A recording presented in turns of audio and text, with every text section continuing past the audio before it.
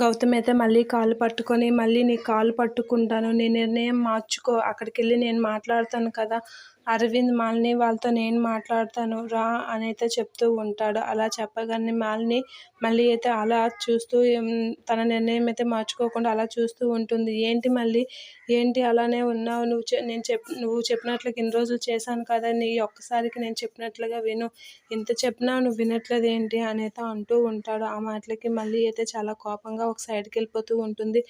ఏంటి మళ్ళీ చెప్తుంటే బెట్టు చేస్తున్నావు అని అయితే గట్టిగా అంటూ ఉంటాడు గౌతమ్. ఇక ఆ మాటలని గౌతమ్ వాళ్ళ అమ్మ అయితే అలా చూస్తూ ఉంటుంది. పద, మాలిని వాళ్ళ ఇంటికి వెళ్ళి నేను నిర్ణయం మార్చుకో, మన బిడ్డని మనకి దూరం చెయ్యకు అని అయితే అంటూ ఉంటుంది. ఆ మాటలకి అంటూ ఉంటాడు. ఆ మాటలకి మళ్ళీ అలా చూస్తూ ఉంటుంది.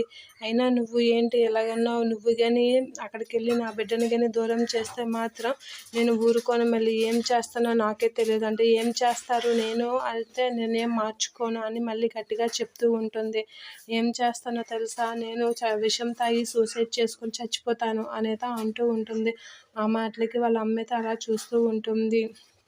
ఏంటి, విషం తాగి సూసైడ్ చేసుకొని చచ్చిపోతారా, చచ్చిపోతే చచ్చిపోండి అనేది అంటూ ఉంటుంది. మళ్ళీ ఆ మాటలకి ఒక్కసారిగా గౌతమ్ అయితే షాక్ అవుతూ ఉంటాడు. ఏంటి మళ్ళీ ఒకసారిగా మార్చుకోను అని మళ్ళీ అయితే షాక్ అవుతూ ఉంటాడు. ఆ మాటలకి అలా మళ్ళీ కాసేతే చూస్తూ ఉండిపోతూ ఉంటాడు.